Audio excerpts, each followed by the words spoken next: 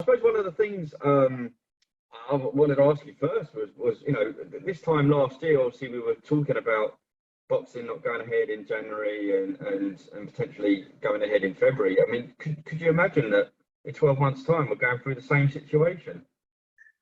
Yeah, I think for slightly different reasons. We're in a better position. Well, January has always been a relatively quiet month anyway, and the suspension of this month has really affected 3 shows. In all honesty, but it's slightly different because last year we were going through something we didn't really know about, I suppose, how to deal with it. This year we do. I had a doctor's meeting yesterday. We will be recommencing boxing beginning of February, where last time it was the middle of February. We have things in place now that we can adapt to fairly quickly, which is being dealt with from today onwards. So although yes, suspension of boxing is the same, is obviously the same. I think we can cope with it a bit better now. And ultimately, if you look at every other sport, it's been affected hugely by the situation we're in now. Football matches are being cancelled, rugby matches are being cancelled. Players are going down with it just like we are. So we're no different from anybody else, other than the fact that a football match, if a player gets COVID, he can be replaced by a replacement. In boxing, once you've lost one of the boxers, the fight's off. So, slightly different in that aspect, but, we'll get there and we'll get through it successfully. What's been different this year than it was, say, last year? We've been hit more with more people getting it, as in we can't replace them. We went through, I think, we did 40 shows in November and 27 in December. We've never had that many in those months ever. So we were out every month, every week. One weekend in November we did 15 shows. That's a lot of shows to deal with, from a Thursday to a Sunday. Suddenly, at the end of the year, we were finding from November, December that a lot of boxers were getting it, a lot of trainers were getting it, and therefore contests and tournaments, shows are being cancelled, and then also contests within a show were being cancelled. And then officials started to go down, and then our doctors started to go down. And although some of the doctors weren't catching the virus, they were covering for their colleagues at work. So we lost the opportunity of using them. So that's the difference. Really, it's taken on board everybody, where before you were dealing with something you didn't know what you were dealing with. So I suppose that was my follow-up question. So it's not, I suppose a lot of people may not understand, it's not just boxers, trainers, promoters, it's also like your guys, your inspectors, your judges, referees, etc. We're the human like everybody else. I mean, I had to close this office up 3 days before I normally would do at Christmas because half the staff went down with it. So, it's the running of the business. It's not just the boxing and the show. It's the running of the business as well. And it became to a point where, with the increase of the boxers and trainers and promoters, staff, etc., and the increases we were having with the officials, that it was just not feasible to run. I mean, the one thing that seems to be forgotten is that if I were to ring a promoter on the morning of the show and say, I can't supply the officials because overnight doctors have got to go to hospital because they're covering for colleagues, etc., what position are we in then? That then got a major problem. So it's just having a circuit breaker and taking it from there. Was that a lot of the reasons some shows were cancelled? Is because you didn't have doctors, or you didn't have... No show was cancelled last year because we didn't have officials. We managed to cover it. Just shows were cancelled because fights were falling out of bed because of illness and various reasons, etc. Contests on shows were cancelled because boxers were getting COVID or people around them were getting COVID. So not one of the tournaments were cancelled last year with regard to us not being able to supply officials, but we would have struggled this year for this month. And as I say, 3 shows ultimately have been affected. And we are where we are. And come February, we'll be back up and running. Yeah. So in that case, for the shows, I suppose, especially with like doctors, referees, etc., did you have like contingencies or backup in place? So, for instance, if a matchroom show was going ahead on a Saturday, and suddenly you had an influx of people testing positive. Did you have those contingencies in place just in case things like that happened? Well, yeah, we've got other officials we can pull in, but it depends how many shows you've got that weekend. You know, the weekend where we had 15 shows, if we had a problem with any officials on any particular show, then we wouldn't be able to replace them because we had people working other shows. So, you know, the busier we are, the less chance of being able to replace people. But it's just the same as boxers. You know, what we were finding was that one contest on a particular promotion fell out, and then the boxer who was okay on that show then moved on to another show. So there's no different from, you know, boxers as officials. We shifted people around all over the place. Very expensive to do that, but people were working outside their normal areas. You know, we had doctors from Peterborough going to Glasgow, you know, and people from London going up to Norwich, etc. So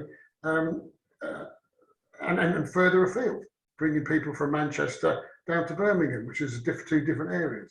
So we covered it. Wasn't easy, but we covered it. And so, as I say, no shows were cancelled because we couldn't supply officials. But there does come a point, a breaking point, and we got to it. It must have been some headache though in that period, just trying to get people to shows and what have you, and you know, people testing positive, or your guys testing positive.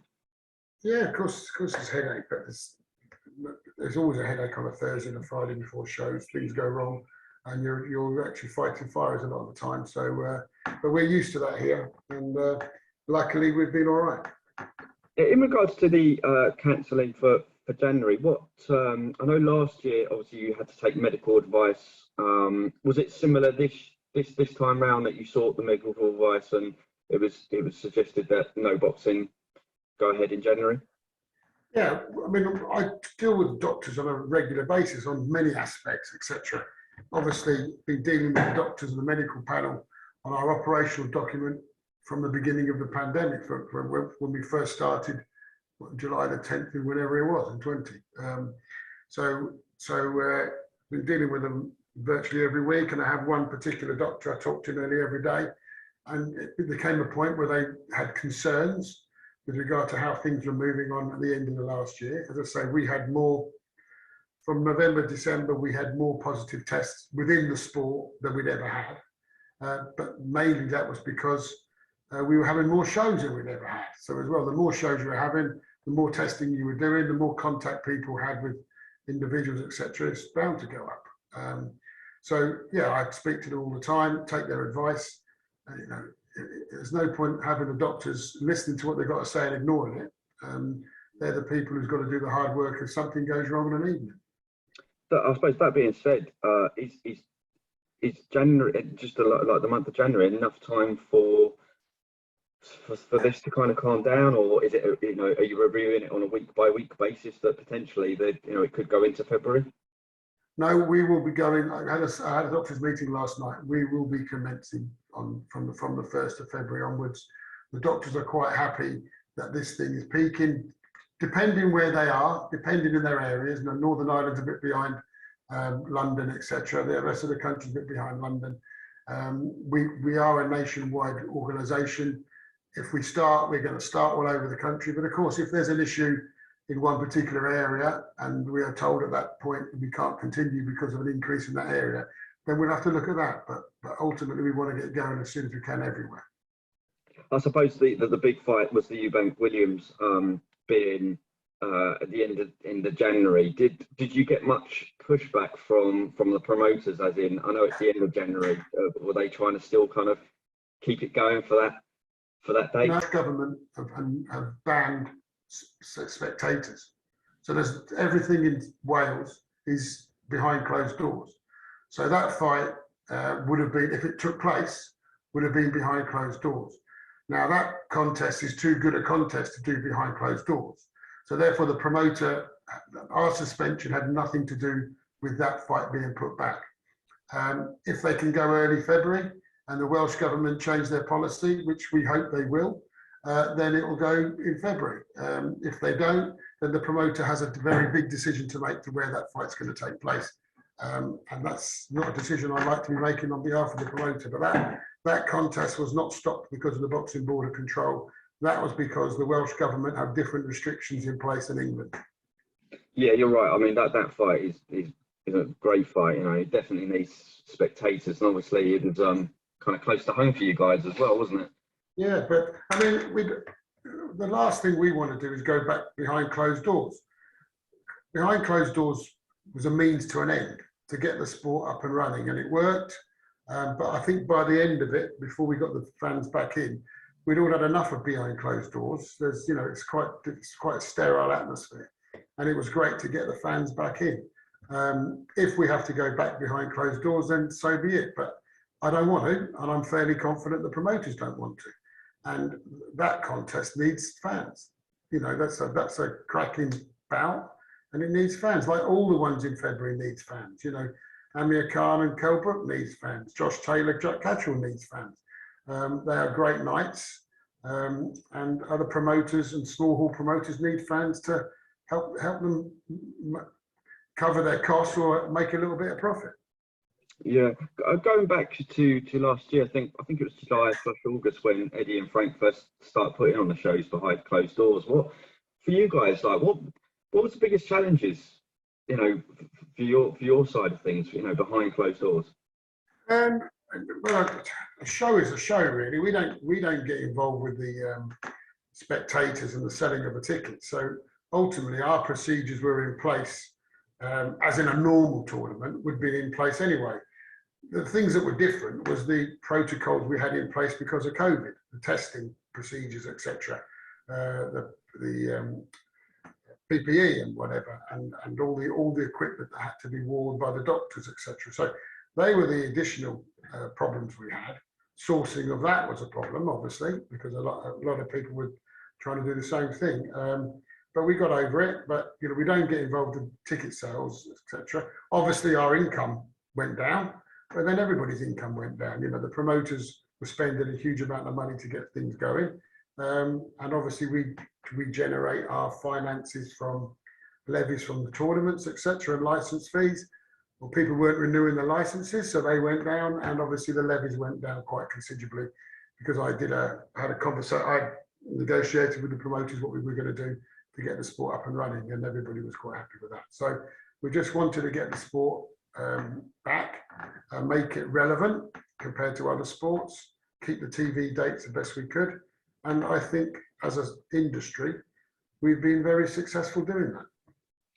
Did you have, you know, obviously when it first started back up again in July, August, did you get many of your guys kind of saying, like, you know what, I don't quite fancy this at the moment, like referees and inspectors, etc., or was everyone kind of? No, there was an age limit. I think that anybody who was prone to catching the virus, and anybody over 70 couldn't go. Didn't really affect us too much. There was, yes, some officials who were reluctant to go, so therefore we didn't pick them. I would say that no referee came to me like that, or no timekeeper or anybody of that license category. But yes, we had people who had concerns about it, as we do now. Mm. You mentioned about the licenses. So have you noticed the past, say, 12 months, 18 months, that a lot of boxers have not renewed their license?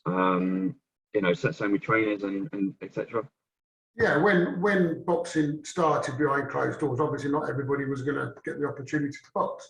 So therefore, a lot of people didn't renew their licenses. But I can tell you from September onwards, when the crowd were allowed back in, then it went ballistic. So we've done very well with regard to the licenses coming in now. But of course, the more licenses you get, the more problems you get as well. The more medicals that come in, you get the more work needs to be done with the medicals, etc. More queries. So it's been pretty crazy. But you know, we're getting there, and hopefully, come February, all those people who are able to box because their license is in order will be able to box. Mm. I'm assuming that you, because of the amateur scene going on hold for quite some time, that a lot of these professionals turning over were kind of stuck in the amateur, between the amateur and turning pro. Well, we get a vast majority of our boxers from the amateur code, as you can imagine. I suppose, yeah, we've got more people turning pro because the amateur scene had stopped. That's slowed down a little bit more. Obviously, we get, we just had the Olympics, so that's an increase of people. People want to box because an individual won a gold, Yaffe won a gold and whatever, and the medals the other boxers won. So that's a good sign, but that happens every 4 years. Even the Commonwealth Games, that happens every 4 years. You get an influx of people wanting to box because they want to be like somebody they saw on the Olympics. So that's always a good sign. So, but yeah, I mean, we work very closely with the amateurs now, more than we've ever done before. And I have a good relationship with all the CEOs of the country's amateur commissions, and eventually, I think they're all aware. Eventually, amateur boxers would like to give it a go as a pro. Mm. In regards to, like, say, the foreign fighters at the moment, is it been quite difficult your side trying to approve a lot of the foreign fighters at the moment, whether it's medical issues and travel, etc.? Well, the travel is an issue, and obviously the testing before they leave their home country and testing when they get here. So that's an extra cost for the promoters. We do have, there's a lot of foreign boxers coming here, and mainly because we had so many shows, and we don't have enough British boxers to satisfy the number of shows that were taking place. I mean, to have 15 shows from a Thursday to a Sunday, that's a lot of shows to fill. And so therefore, the small hall promoters will rely on the overseas boxers. So, overseas boxers has its own challenges, but, always has been. With modern communication, it's easier to deal with than it would have been 10 years ago, etc. There's certainly been, since my time as General Secretary, increase of overseas boxers coming here, and hasn't been a major issue. We do have a situation where we obviously have to look at the fights, the people they want to box. Is there any benefit to these people coming over? If they're losing on a regular basis but putting up a good contest, then that's reasonably okay. If they're getting stopped all the time, we won't let them come back. So so we're always monitoring the foreign boxers. Mm. What about the other way around? So there was a few shows abroad in like Eastern Europe and what have you, with a lot of British boxers going out there. Do you have to do a lot your side, or can you kind of stop them from going out there, or can they just go out there? They have to apply to box abroad, so we've got to make sure that when they get there, that before they leave, all their medicals are in order, so we can tell the commission of the country, whatever contest they're taking part in, that they're okay with us. Our medicals are very strict, so we've asked for all the European countries except what we do. So that's not an issue.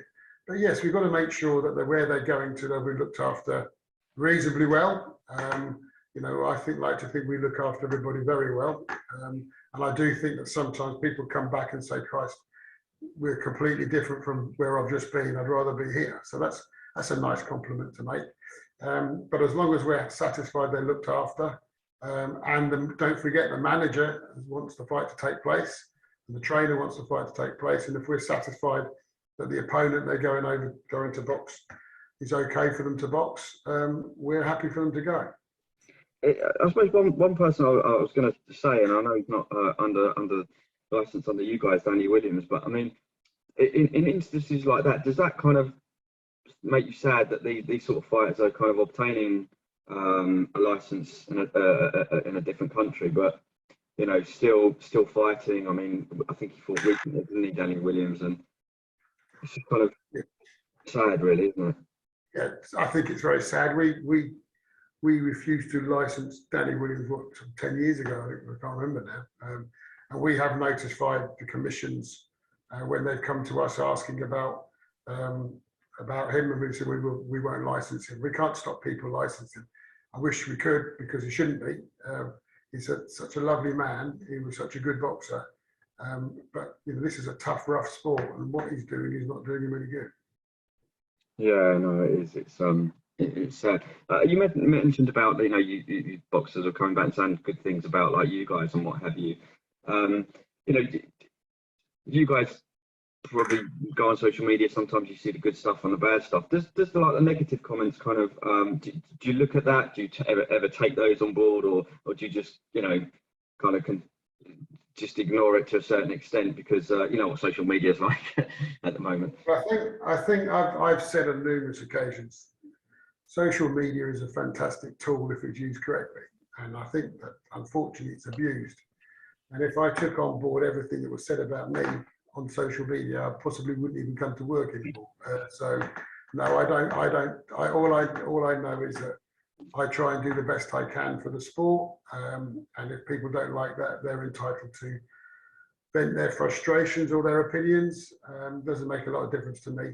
They don't know what is done behind the scenes. They don't know why things are done. I have opinions about football games, so I fully understand.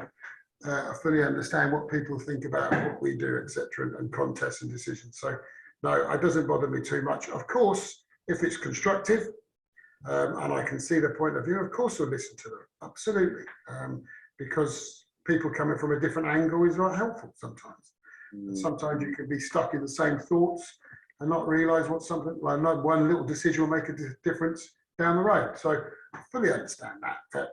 The vast majority of social media communication I get, I wouldn't really show my wife, to be honest with you. Do you ever feel like coming out and just responding or on your Twitter, or do you just feel like we're trying to justify a decision or something? No. A lot of the stuff that I don't really get into social media, but obviously some of the staff do here. And we do have a good laugh now and again. So no, I'm not too bothered about it. But as I say, if it's constructive, that's a different thing altogether. That's a completely different thing altogether. We'll take it on board. I suppose, going back to what you say, a lot of the stuff is kind of kept in house and not really publicised. I suppose, one of the recent things was the Bradley Skeete fight and Steve Gray and things like that. I suppose from as I do myself, read the comments. I think some people probably didn't understand maybe the actions of Steve Gray and what was put out by you guys. I mean, is it hard for you to kind of go into more depth and really explain, why you make these decisions, or do you just prefer to keep it in house, like you spoke to? We went through a process, and Steve's expert. We already knew what Bradley thought. I was at the contest. I saw what happened, and if Steve had disqualified Sheeraz straight away, that's fine. I've got no problem with that at all. I thought at one point he was going to do that, and I've already stressed this. But he had a number of options, and that wasn't the option he took. And the option he took was within the rules. You can't just suddenly go back and say, well, although it's in the rules, we don't agree with that rule. If you don't agree with that rule, get rid of the rule at the beginning of the whole process, or change it as you go along. But that rule was in place, and I accept all the criticism. As I say, I thought he was going to disqualify him, and if he had, I had no problem with that at all. But once he didn't at the beginning, and I suddenly realised what he was doing, that's within the rules. There's nothing you can do about that. And his explanation was in the rules. He was satisfied that Bradley was in a fit condition to continue. He gave him a great deal of opportunity or time to recover, and he let the fight continue. I also was advised that even on the TV, they weren't criticising it too much, and I think somebody said he should be able to continue as well. So, we've all got different opinions, and I fully respect people's opinions, but that's the decision that was made. Unless you want to invite people in and see what you do at these hearings, I don't know any other organisation that do that. I don't know any other organisation that let their referees talk to the TVs, etc. Football don't, rugby don't. So, we're no different from any other organisation, and we explain what happened. If you don't like it, I fully understand and respect it, but nobody broke the rules. People abided by the rules, and if they abide by the rules, that's fair enough. Can I ask you what, I believe Bradley submitted an appeal or for a rematch. I don't know the full ins and outs, but is there anything that you can kind of update us on that? What's happening with that? Is there going to be a rematch ordered? We can't order a rematch. It was a WBC sanctioned contest. If it was a British Championship or an eliminator, then yeah, we can. But it was a WBO championship. I'm sorry, WBO championship. So, but what we did do is we wrote to the WBO and said we would have no difficulty or no objection to a rematch being made. Now, they haven't actually put anything out to make a rematch. I do know, well, I've been advised that the promoter has offered him a rematch. That's up to Bradley to take and to negotiate. It's not for me to negotiate for him. He was boxing very, very well. And I can't see why he couldn't box very, very well again. But ultimately, that choice is his. So I believe he's trying to, he would like it made as a no contest. I could be wrong in that, but is that? That's not going to happen. We've already advised that. That won't happen. In the future, if the rules are changed, then that'd be something you could consider. But that won't happen. The referee abided by the options he was given. There's not going to be made a no contest. It's unfortunate for Bradley, but it's not going to be made a no contest. In fact, the way Bradley was boxing, that's done him a lot of good within the sport. And I think if he can carry on with that, he'll do well. In regards to like the small hall boxing, obviously, I film a lot of my prior shows, and unfortunately, you hit a lot of pullouts, and obviously, costs to the promoters and stuff.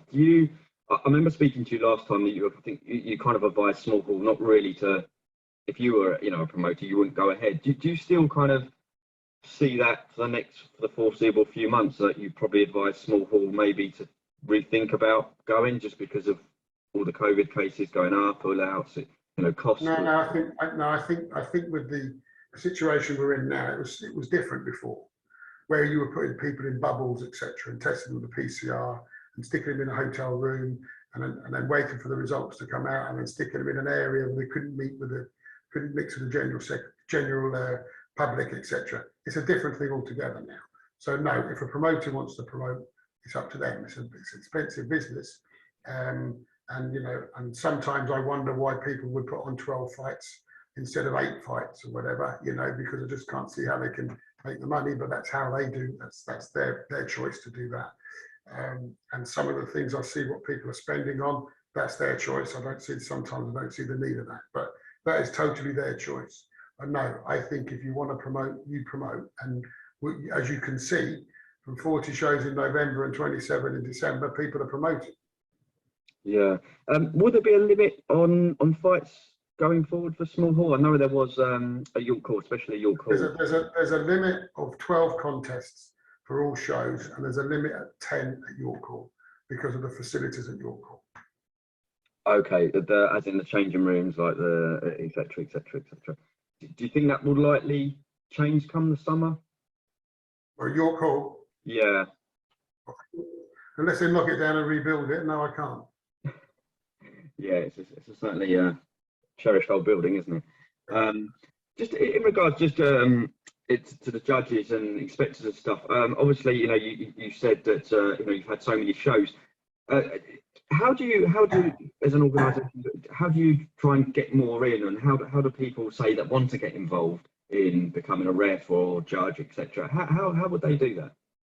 Well, the board is split into 7 regions. So each region has an area council, an area secretary, a chief medical officer, a chief inspector, etc.